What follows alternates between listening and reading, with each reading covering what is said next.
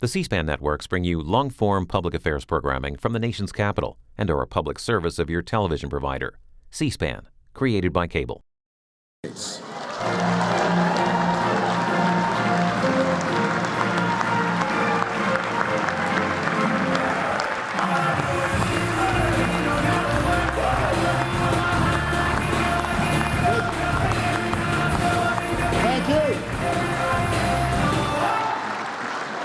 Thank you, everybody. How do you like my new entrance music?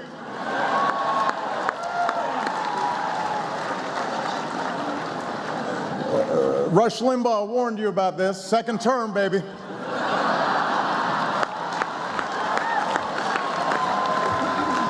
We're changing things around here a little bit.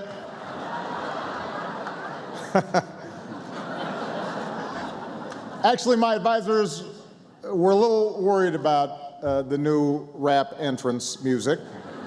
They are a little more traditional. They suggested that I should start with some jokes at my own expense, just to take myself down a peg. I was like, guys, after 4.5 years, how many pegs are there left?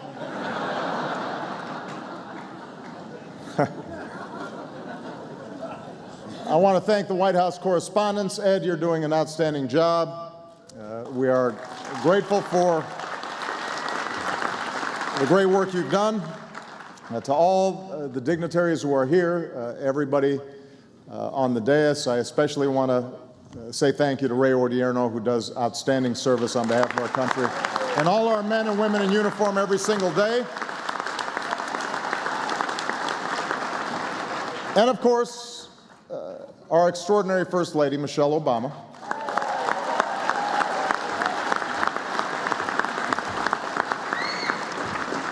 Everybody loves Michelle. She's on the cover of Vogue, high poll numbers, but don't worry, I recently got my own magazine cover.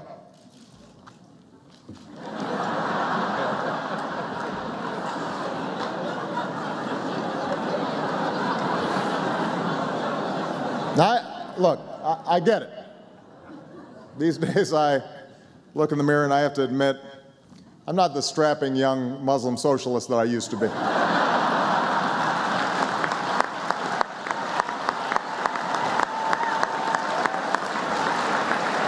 Time passes, get a little gray, and yet, even after all this time, I still make rookie mistakes. Like I'm out in California, we're at a fundraiser, we're having a nice time. I happen to mention that Kamala Harris is the best-looking attorney general in the country. As you might imagine, I got trouble when I got back home. Who knew Eric Holder was so sensitive?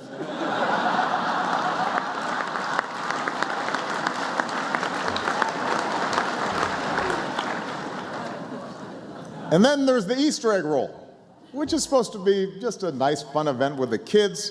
I go out on the basketball court, took 22 shots, made 2 of them. That's right, 2 hits, 20 misses. The executives at NBC asked, "What's your secret?"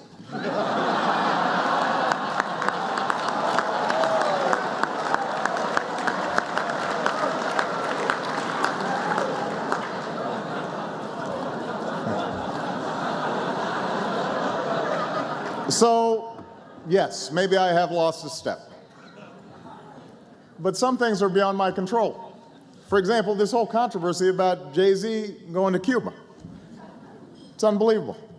I've got 99 problems, and now Jay-Z's one.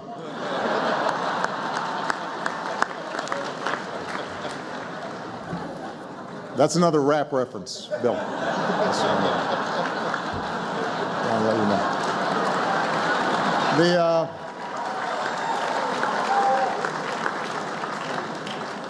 Of course, everybody's got plenty of advice.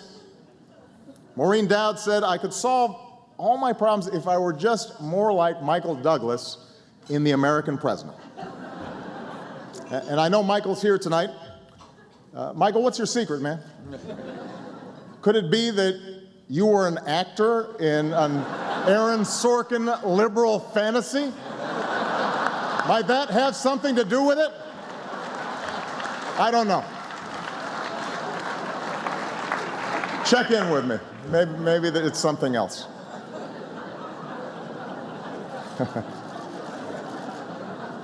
Anyway, I recognize that this job can take a toll on you.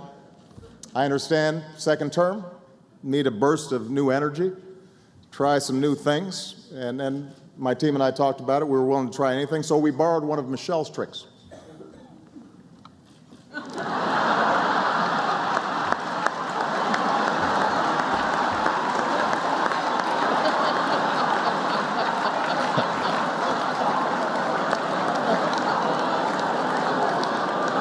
I thought this looked pretty good, but no bounce. Anyway, I want to give a shout out to our headliner, Conan O'Brien.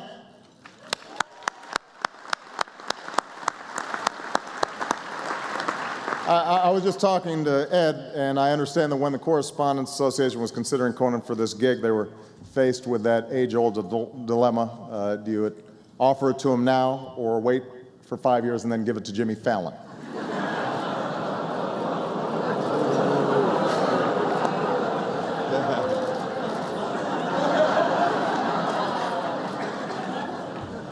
That was a little harsh. I love Conan. And of course, the White House press corps is here. I know CNN has taken some knocks lately, but the fact is I admire their commitment to cover all sides of a story, just in case one of them happens to be accurate.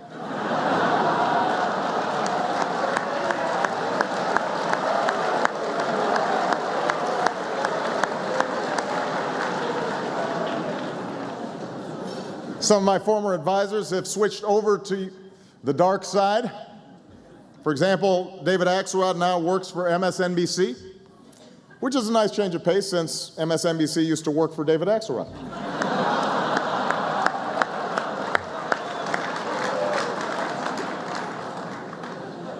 The History Channel is not here. I guess they were embarrassed about the whole Obama is a devil thing.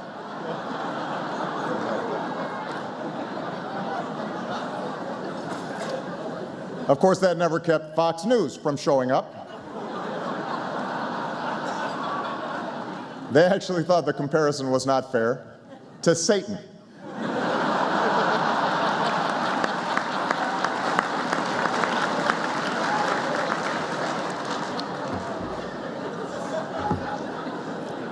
But the problem is that the media landscape is changing so rapidly.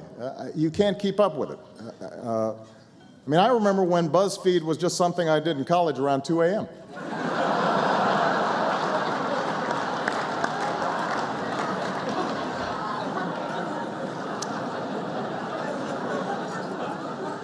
It's true.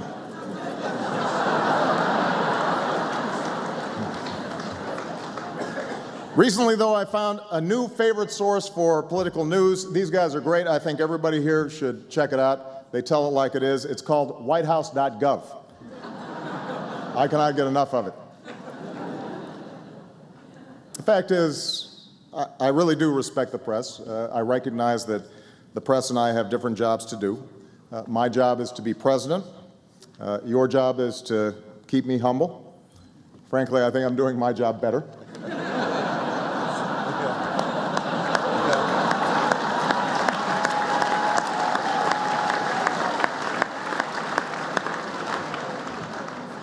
But part of the problem is everybody is so cynical. I mean, we're constantly feeding cynicism, suspicion, conspiracies. You remember a few months ago, my administration put out a photograph of me going skeet shooting at Camp David? You remember that? And quite a number of people insisted that this had been photoshopped. But tonight I have something to confess. You were right. Guys, can we show them the actual photo?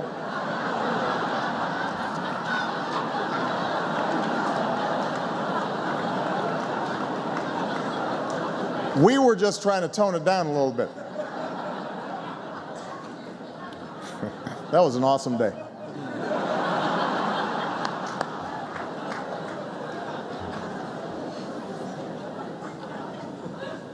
There are other new players in the media landscape as well, like super PACs. Did you know that Sheldon Adelson spent $100 million of his own money last year on negative ads? You've got to really dislike me to spend that kind of money. I mean, that's Oprah money. You could buy an island and call it No-Bama for that kind of money. Sheldon would have been better off offering me $100 million to drop out of the race.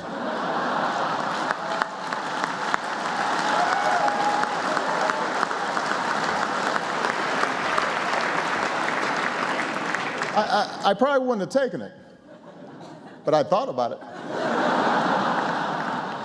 Michelle would have taken it.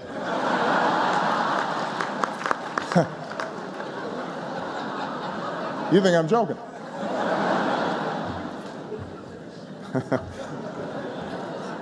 I know Republicans are still sorting out what happened in 2012, but one thing they all agree on is they need to do a better job reaching out to minorities. And look, call me self-centered, but I can think of one minority they could start with. Hello?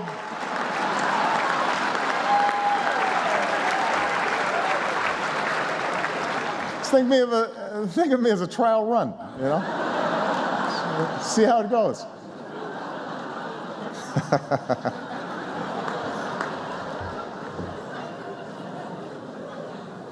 If they won't come to me, I will come to them. Recently, I had dinner. It's been well publicized. I had dinner with a number of the Republican senators. And I'll admit it wasn't easy. I proposed a toast. It died in committee.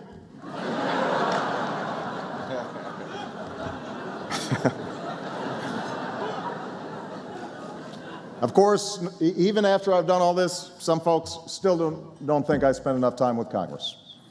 Why don't you get a drink with Mitch McConnell, they ask. Really? Why don't you get a drink with Mitch McConnell?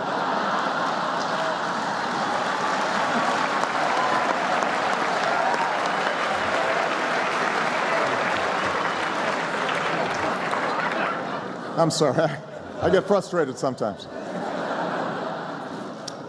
I am not giving up. In fact, I'm taking my charm offensive on the road. A Texas barbecue with Ted Cruz, Kentucky bluegrass concert with Rand Paul, and a book burning with Michelle Bachmann.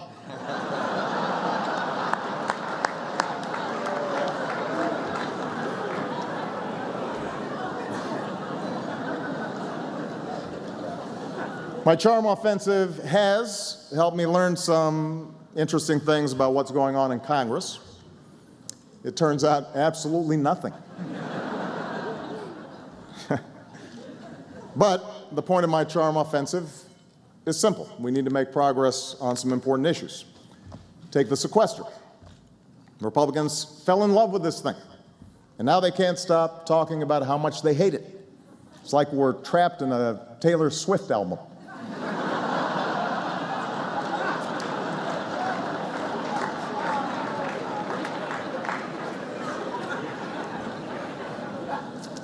One senator who has reached across the aisle recently is Marco Rubio, but I don't know about 2016. I mean, the guy has not even finished a single term in the Senate, and he thinks he's ready to be president. Kids these days. I, on the other hand, have run my last campaign. On Thursday, as Ed mentioned, I went to the opening of the Bush Presidential Library in Dallas. It was a wonderful event, and that inspired me to get started on my own legacy, which will actually begin by building another edifice right next to the Bush Library. Can we show that, please?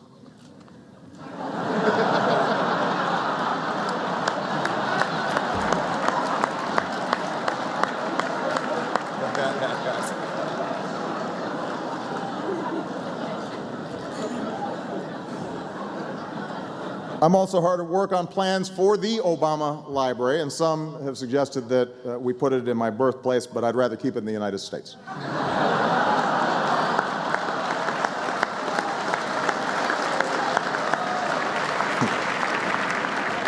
Did anybody not see that joke coming? Show of hands. Only Gallup? Maybe Dick Morris?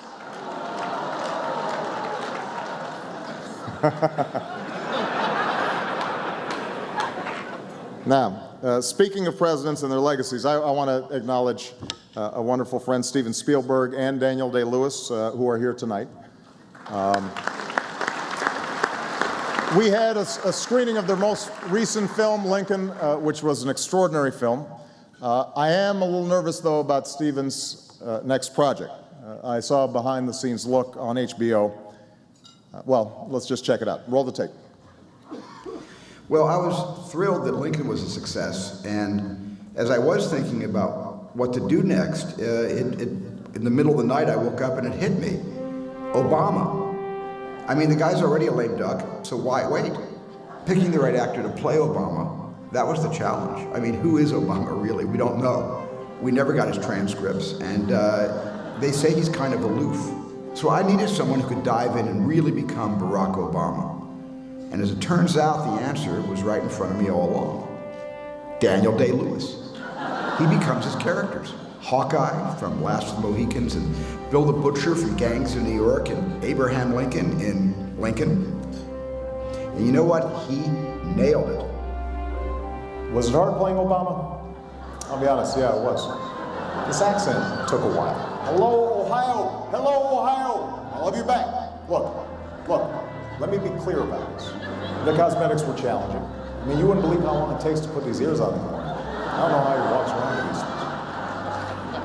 But once we had Daniel to play Obama, we had to cast the rest of his team, and I think we've got some pretty terrific performances. Working with a legend like Daniel is intimidating, but he makes everyone better. You know, without him, I never could have played Joe Biden. Literally, I'm Joe Biden. The hardest part? Trying to understand his motivations. Why did he pursue healthcare first? What makes him tick? Why doesn't he get mad? If I were him, I'd be mad all the time. But I'm not him. I'm Daniel Day-Lewis.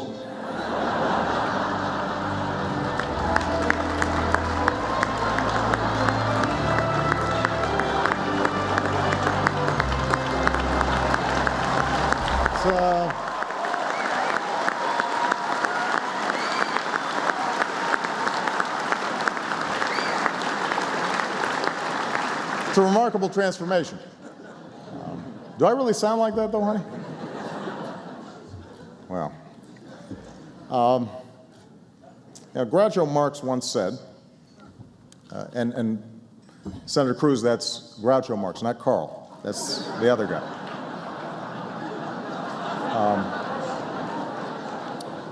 Groucho Marx once told an audience, before I speak, I have something important to say.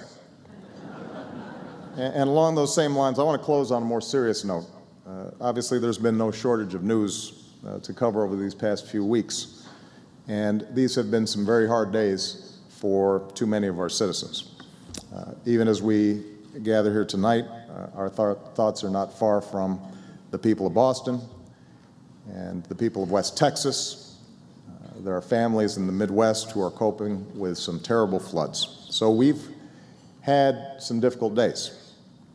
But even when the days seem darkest, we have seen humanity shine at its brightest. We've seen first responders and National Guardsmen who dashed into danger, law enforcement officers who lived their oath to serve and to protect, and everyday Americans who are opening their homes and their hearts to perfect strangers.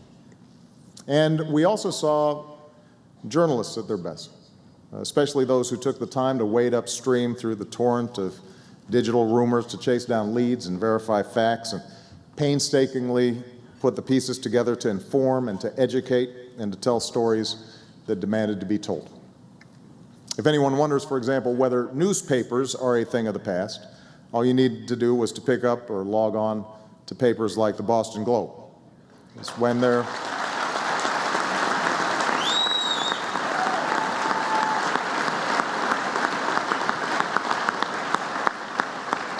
when their communities and the wider world needed them most, they were there, making sense of events that might at first blush seem beyond our comprehension. And that's what great journalism is, and that's what great journalists do. And that's why, for example, Pete Williams' new nickname around the NBC newsroom is Big Papi.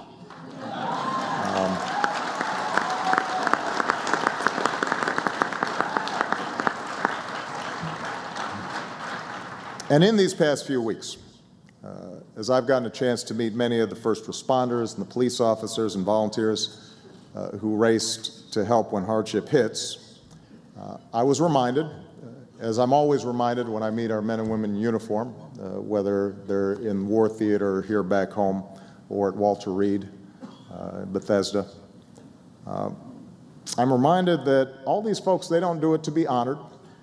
They don't do it to be celebrated.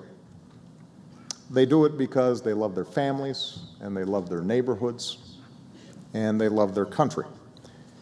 And so these men and women should inspire all of us in this room to live up to those same standards, to be worthy of their trust, to do our jobs with the same fidelity and the same integrity and the same sense of purpose and the same love of country. Because if we're only focused on profits or ratings or polls, then we're contributing to the cynicism that so many people feel right now. And so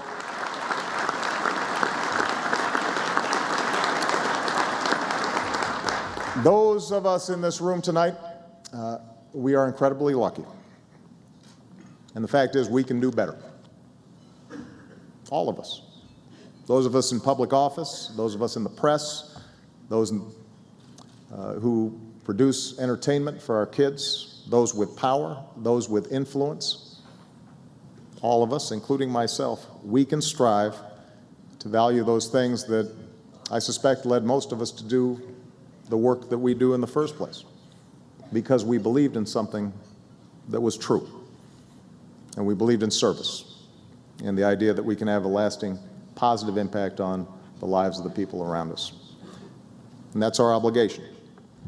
That's a task we should gladly embrace on behalf of all those folks who are counting on us, on behalf of this country that's given us so much. So thank you all to the White House correspondents for the great work you do. God bless you all. May God bless the United States of America.